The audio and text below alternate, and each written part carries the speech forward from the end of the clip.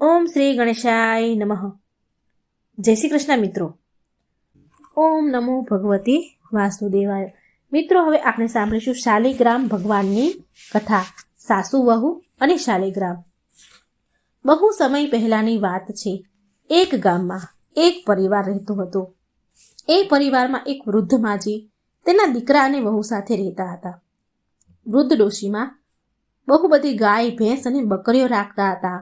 ડોશીમાં રોજ જંગલમાં એ ભેંસ ગાયને ચરાવવા લઈ જતા અને તેનું દૂધ નીકાળતા, એને વેચતા હતા અને જે દૂધ વધે વેચતા તેમાંથી દહીં, છાશ અને ઘી બનાવીને પણ વેચતા. ડોશીમાનો દીકરો પણ મહેનત મજૂરી કરતો હતો, જેનાથી એના ઘરનું ગુજરાન સારું ચાલતું હતું. ડોશીમા આ બધા જ કામ કર્યાની સાથે સાથે રોજ શાલિગ્રામ ભગવાનની પૂજા પણ કરતા હતા અને સવાર સાંજ શાલિગ્રામ ભગવાનને ભોગ બનાવીને પણ ચડાવતા હતા, ભગવાનને ભોગ ધરાવતા હતા. શાલિગ્રામ ભગવાનની આરતી કરે અને ભજન કીર્તન કરતા. આ જ એની રોજની દિનચર્યા હતી. એક વારની વાત છે.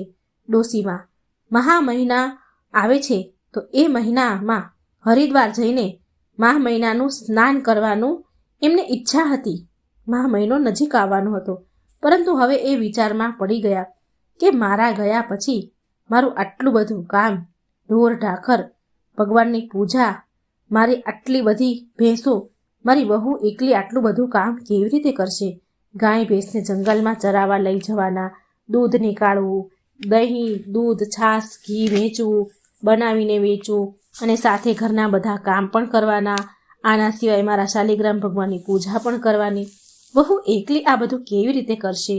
આમ વિચારીને ડોશીમાં હતાશ થઈ ગયા, ઉદાસ થઈ ગયા. કેમ કે એના મનમાં તો એમ હતું કે એ હરિદ્વાર જશે, માહ મહિનામાં સ્નાન કરશે. સાંજે જ્યારે ડોશીમાનો દીકરો મજૂરી કરીને ઘરે આવ્યો તો તેણે તેની માને ઉદાસ બેઠેલી જોઈ. તો કહે છે, એનું નામ હતું હરિયો. હરિયો કહે છે એની માને કે શું વાત છે માં, આજે તમે કંઈ ઉદાસ લાગી રહ્યા છો? ત્યારે ડોશીમાનો દીકરો માને પૂછે છે તો ડોશીમા થોડી વાર તો ચૂપ રહ્યા, પણ થોડી વાર પછી કહ્યું, બેટા હરિયા, માહ મહિનો આવ્યો છે, આવવાનો છે. મારું મન છે, મારી ઈચ્છા છે કે આ વખતે હું પણ માહ મહિનામાં હરિદ્વાર જઈને સ્નાન કરું. પરંતુ બેટા, મારે કેટલી બધી ગાયો છે, ભેંસ છે, વહુ ઘરનું બધું કામકાજ એકલા કેવી રીતે કરશે? ત્યારે હરિયો તેની માને કહે છે, માં, જો તારું મન હરિદ્વાર જઈને માહ મહિનાનું સ્નાન કરવાનું છે તો તું જરૂર જા ને. તારી વહુ પાર્વતી ઘરના બધા જ કામ સંભાળી લેશે. ડોશીમા એના દીકરાને કહે છે, બેટા, તું એકવાર તારી પત્નીને પૂછી તો લે. હરિયાએ એ જ સમયે એની પત્ની પાર્વતીને બોલાવી, કીધું કે હું પૂછી લઉં છું. અને એ જ સમયે તેની પત્ની પાર્વતીને બોલાવીને કહ્યું કે અહીં આવ પાર્વતી. અને હરિયાએ એની પત્નીને બધી વાત કહી. હવે ડોશીમાની જે વહુ છે એ બહુ સાફ દિલની, એકદમ ભોળી, સીધી સાદી, એકદમ સરળ સ્વભાવની હતી. દુનિયાદારીની ચાલાકી એને આવડતી જ ન હતી. તેણે એની સાસુમાને કહ્યું, માજી, જો તમારી ઈચ્છા છે કે માહ મહિનામાં તમારે હરિદ્વારમાં સ્નાન કરવું છે, તમે જરૂર જાઓ. હું તમારા ગયા પછી તમારા બધા જ કામ કરી લઈશ. ડોશીમાએ તેની વહુને ગાય, ભેંસ, બકરીના બધા જ કામ વહુને સોંપી દીધા અને કહ્યું કે તારે રોજ દૂધ, દહીં વેચવા પણ જવાનું છે, ઢોરને ચારવા પણ જવાનું છે. પછી સ્નાન કર્યા બાદ મારા ભગવાન શાલિગ્રામની પૂજા પણ કરવાની છે, ભગવાનને સ્નાન કરાવવાનું છે, ઘીનો દીવો કરવાનો છે, સવાર સાંજ આરતી કરી અને મારા ઠાકોરજીને ભોગ પણ ચડાવવાનો છે, ભોગ ધરાવવાનો છે. વહુએ બધું જ કામ તેની સાસુમા પાસેથી સારી રીતે સમજી લીધું.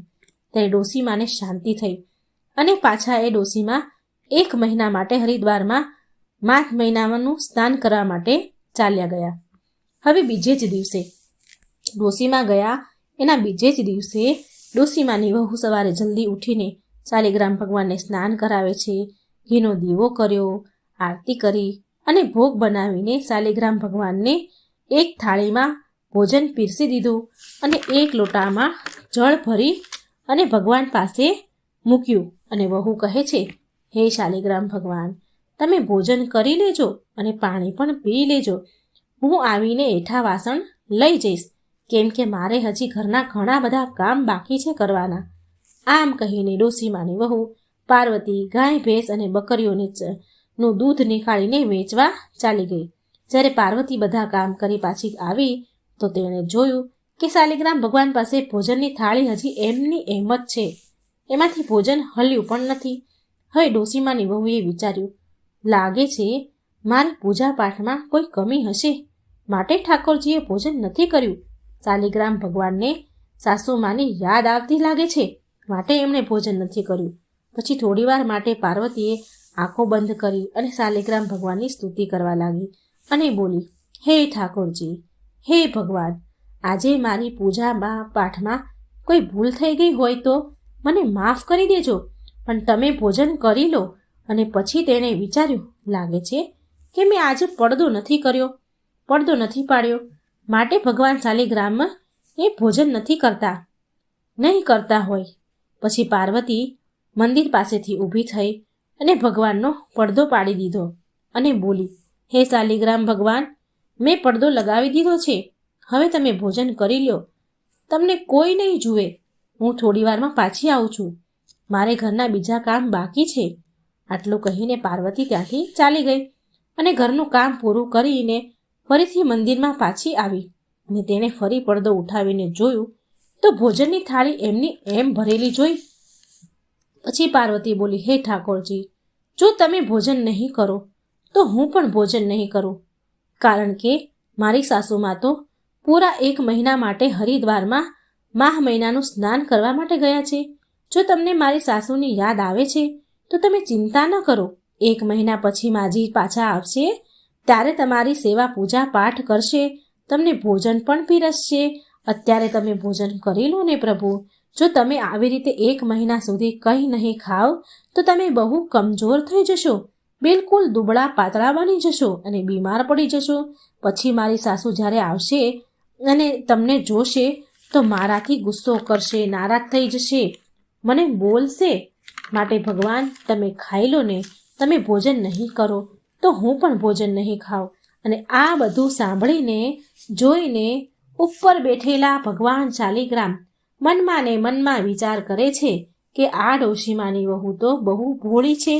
જો એ પૂરા 1 મહિના સુધી એ ભોજન નહીં ખાય તો વહુ તો બિચારી બીમાર પડીને મરી જશે અને આની હત્યાનું પાપ મારા માથા ઉપર ચડશે. મારા કારણે તેણે ભોજન નથી કર્યું. ત્યારે શાલિગ્રામ ભગવાન એક નાના બાળકનું રૂપ લે છે. નાના હાથ, નાના પગ, પીળા રંગના ધોતી અને કુર્તો પહેરીને, હાથમાં મુરલી, પગમાં ચાંદીના કડા, ગળામાં સોનાની માળા, હાથમાં વાંસની મુરલી લીધી અને ત્યાં શાલિગ્રામની જ્યાં મૂર્તિ હતી ત્યાં પ્રગટ થયા અને તેમણે બધું જ ભોજન કરી લીધું અને જે લોટામાં પાણી પણ મૂક્યું હતું એ પણ પી લીધું.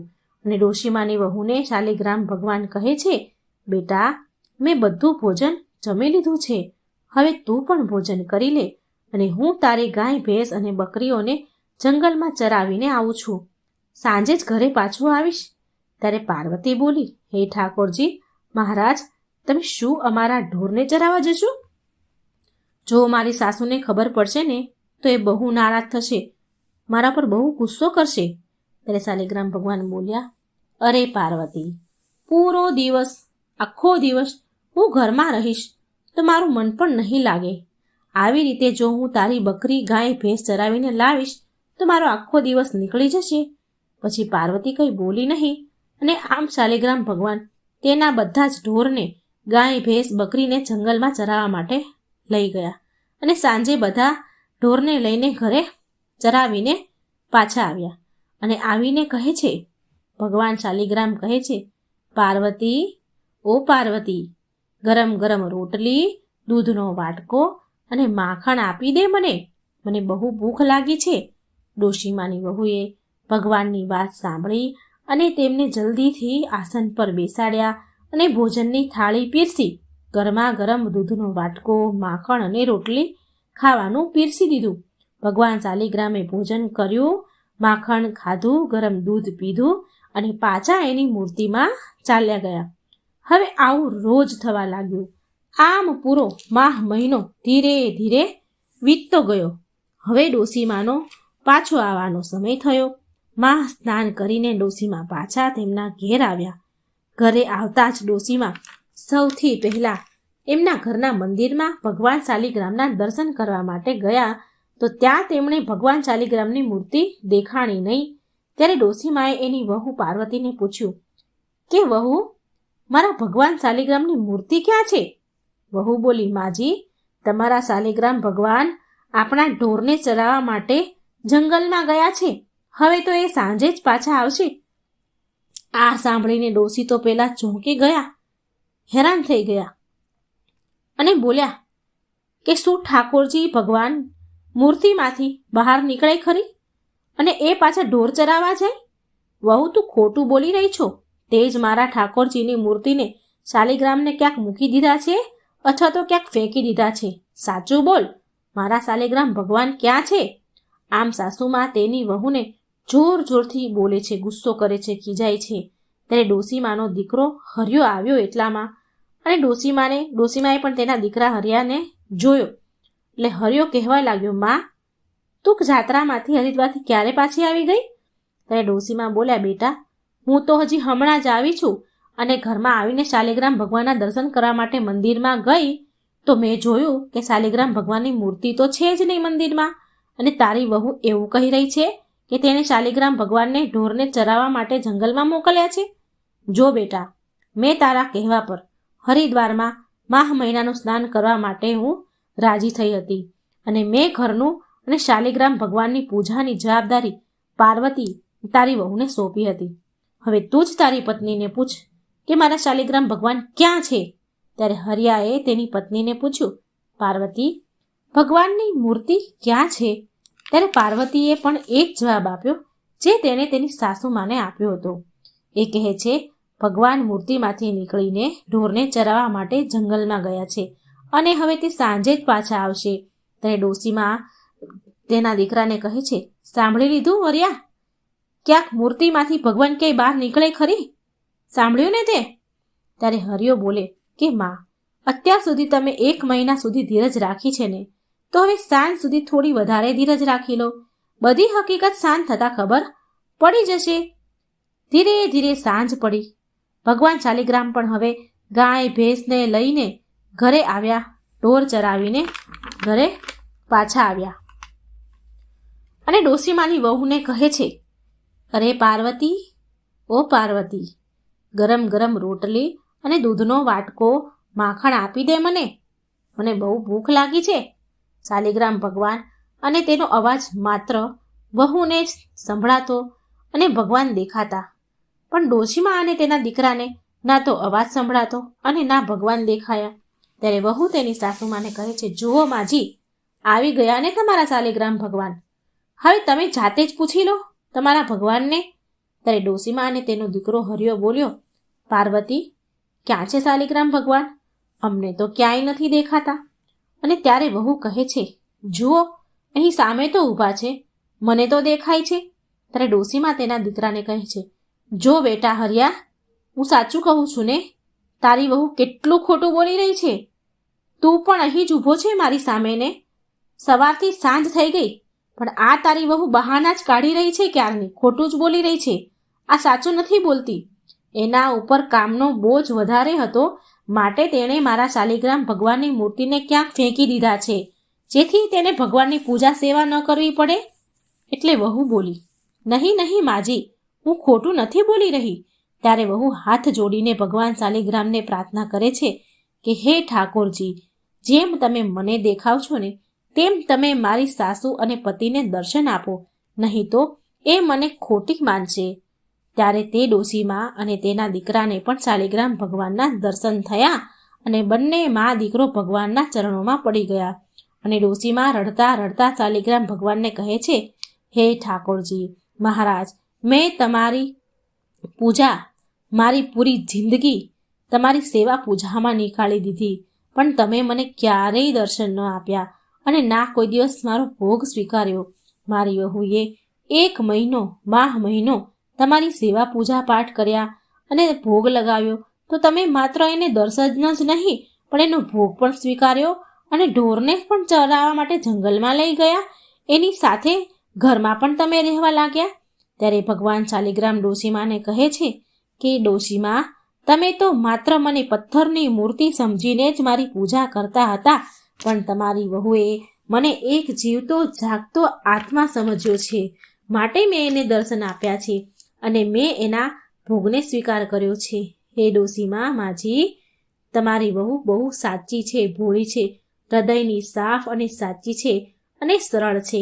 આવા લોકો પર તો ઠાકોરજી રીઝે છે. ત્યારે ડોશીમા કહે છે કે હે ઠાકોરજી, મને મારી ભૂલ સમજાઈ ગઈ છે. આ સત્ય સ્વીકારીને ડોશીમા હાથ જોડીને તેની ભૂલની માફી માંગવા લાગ્યા. ભગવાન સામે ખૂબ રડ્યા. શાલિગ્રામ ભગવાન હવે જતા જતા ડોશીમાના ઘરને ઠોકર મારીને ચાલ્યા ગયા, જેથી એમનું ઘર સુંદર મહેલમાં બદલાઈ ગયું અને ઘરમાં અન્નધનના ભંડાર ભરાઈ ગયા. અને 3 મહિના પછી ડોશીમાને વહુ ગર્ભવતી થઈ અને તેને 9 મહિના પૂરા થયાને સુંદર પુત્ર પ્રાપ્ત થયો. શાલિગ્રામ ભગવાને જેમ ડોશીમાની વહુના દર્શન લીધા, તેનો ભોગ સ્વીકાર્યો, એમ હે ભગવાન, હે શાલિગ્રામ, હે ઠાકોરજી, આ કથા કહેનાર, સાંભળનાર, હોકારો ભરનાર એને પણ દર્શન આપજો, તેમનો પણ ભોગ સ્વીકારજો, તેમની બધી જ મનોકામના પૂરી કરજો, તેમના ઘર અન્નધનથી ભરી દેજો. જય શાલિગ્રામ ભગવાન, જય શ્રી હરિવિષ્ણુ. તો મિત્રો, આ હતી ષટતિલા એકાદશીની વ્રતકથા અને ભગવાન શાલિગ્રામની વ્રતકથા. એકાદશીના દિવસે સાંભળજો અને બીજાને પણ સંભળાવજો. વિડીયો અંત સુધી જોવા માટે તમારો ખૂબ ખૂબ આભાર. જય શ્રી કૃષ્ણ. રાધે રાધે. Thank you.